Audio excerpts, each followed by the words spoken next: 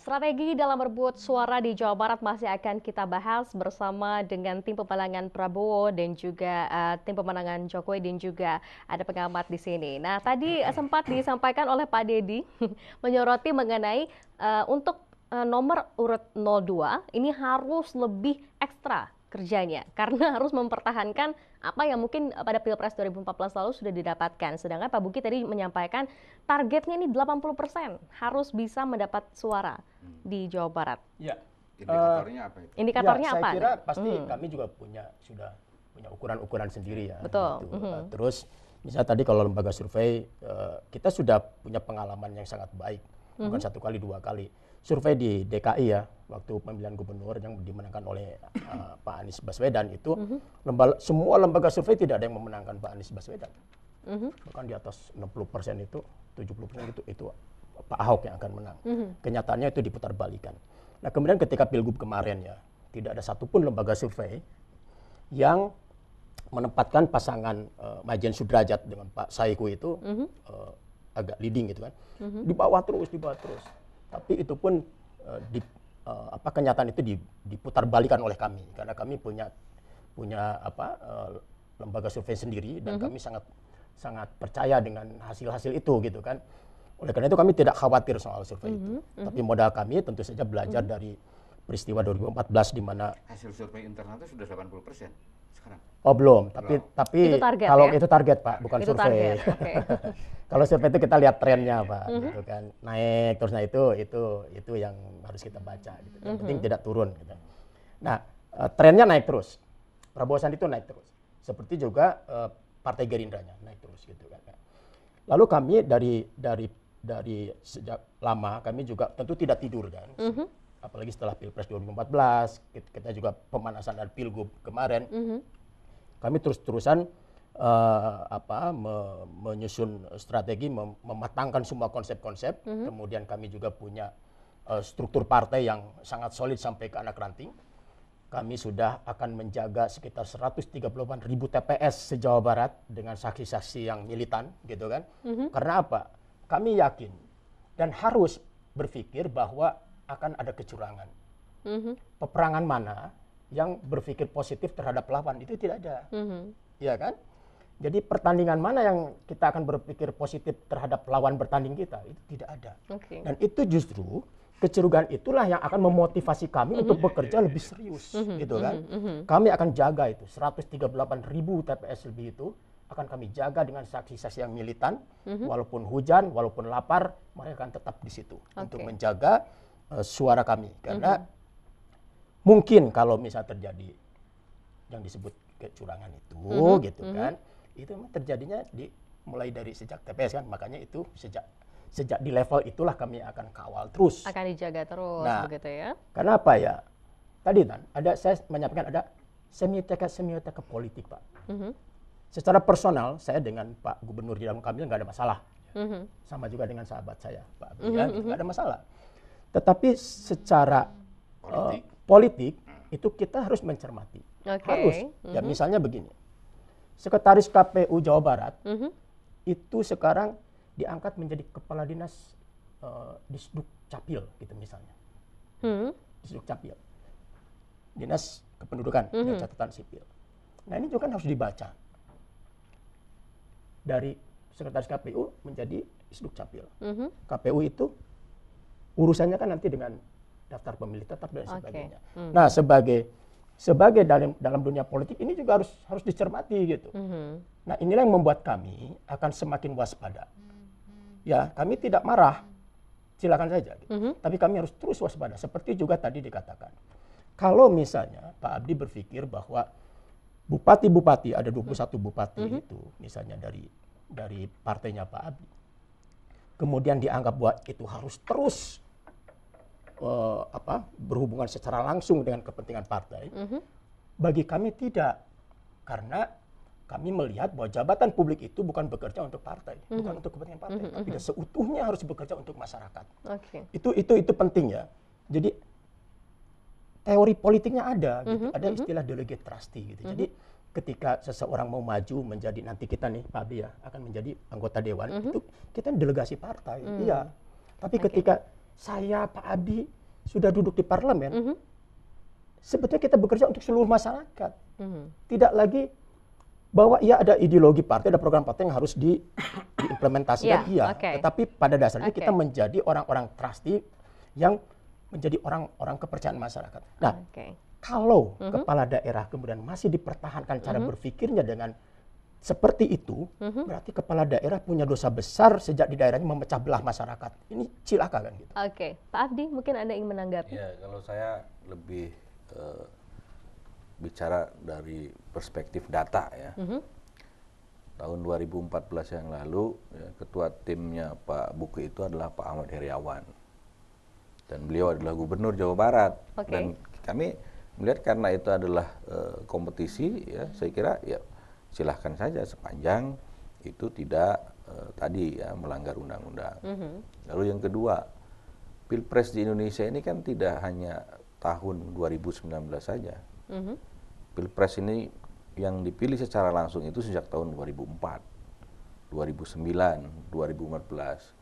Dan apa yang tadi disampaikan oleh Pak Buki itu saya kira no problem gitu, tidak ada masalah. Nah, ini persoalannya kenapa hari ini diungkit oleh Pak Buki kan gitu. Karena Pak Buki punya kepala daerah yang minim kan begitu. Jadi sah-sah saja dalam berpolitik kan begitu. Nah, tetapi kami ingin lebih menekankan ya, bahwa Pak Jokowi selama 4 tahun, hampir 5 tahun ya, menjadi presiden bersama Pak Yusuf Kala ini, ya, dampaknya itu saya kira cukup banyak dirasakan oleh masyarakat di Jawa Barat, termasuk juga di Indonesia. Gitu. Nah, sehingga kemudian ya tidak ada celah ya, bagi Pak Buki dan kawan-kawan ya, untuk berbicara apa sih ya sisi kelemahan program Pak Jokowi.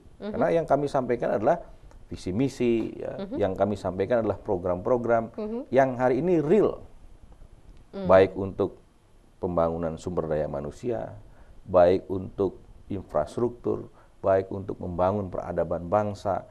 Saya kira apa yang dilakukan Pak Jokowi ini real, dan perlu dicatat ya bahwa hari ini ya, Indonesia ini adalah salah satu negara di dunia ya, yang memiliki menteri keuangan terbaik di dunia.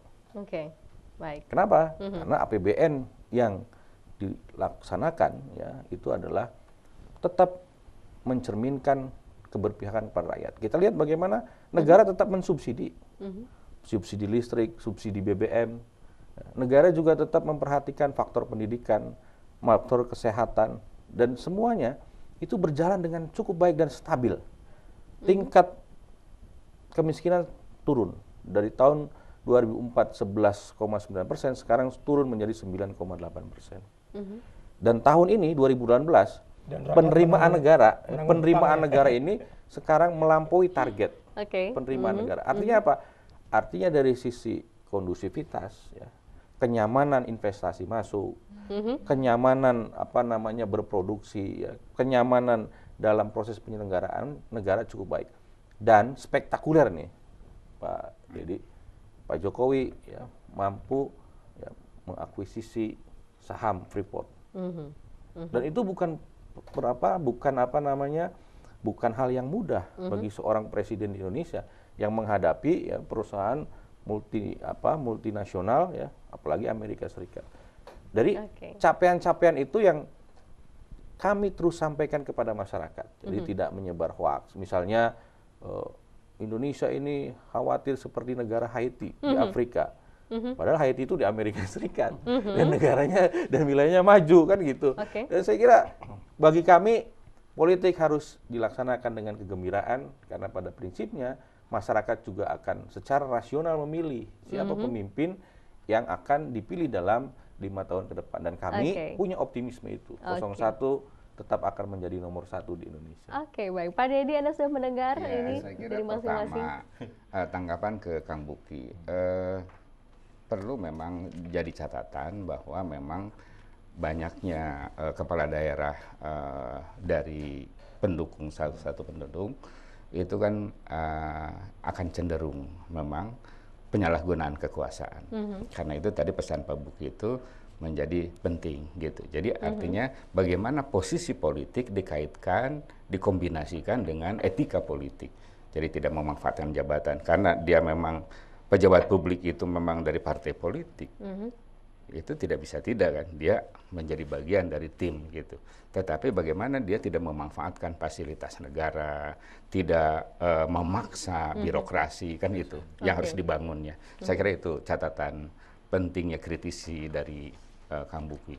Cuman yang saya ingin lebih jauh lagi perlu diwacanakan adalah, kan sekarang ini kalau dilihat dari publik, kalau barusan kan subjektif, soal menang kalah harus jujur kan gitu.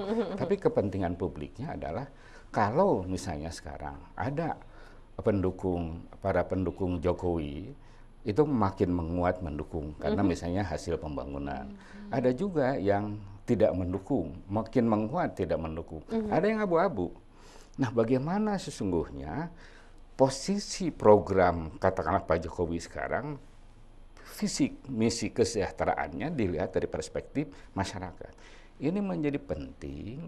Tadi ada alternatif dari oposisi, dari lawan untuk di sini loh petanya ini, yang tidak berhasilnya yang ini, sehingga nanti secara rasional si pemilih yang tadi abu-abu ini, yang tadi berdasarkan rasionalitas itu akan jelas milih nomor 2 atau milih nomor 1. Jadi bukan kita tarik ke kepentingan publik bahwa tadi soal jujur, soal ini ya itu harus kita tegakkan. Tapi itu masih perspektifnya kepentingan partai, kepentingan ini kan, tim gitu ya. Tapi kepentingan publik adalah adakah sekarang opini publik atau informasi-informasi yang menunjukkan ini kelemahan-kelemahan atau cita-cita dasar, cita-cita strategis yang lain. Itu yang dibutuhkan sebetulnya ya. Jadi oposisi harus bisa membaca ini kira-kira dari petahana apa yang bisa diisi. Oke, baik. Tapi sejauh ini menurut Pak Deddy belum terlihat. Karena baru ya tadi isu-isu yang tadi kalau saya tidak jadi runtuh gitu negeri ini kan gitu. Jadi itu kan retorika-retorika yang perlu dikembangkan nanti oleh tim itu ialah program-program yang sifatnya alternatif. Oke, baik. Nanti kita akan tanyakan juga. Nanti saya mau komentar. Boleh, kita akan komentari apa yang disampaikan oleh Pak Deddy tadi, begitu Pak Buki dan juga Pak Abdi, silakan. Dan kita juga masih akan terus membahas karena tadi ada yang belum terjawabkan. Apakah Jawa Barat masih menjadi barometer suara nasional begitu? Apa sebetulnya menurut Pak Deddy mungkin nanti bisa menambahi juga yang harus dilakukan ini oleh masing-masing oleh tim pemenangan baik itu Prabowo dan juga Joko Widodo. Tetap bersama kami di Anyus Jabar, kami akan segera kembali.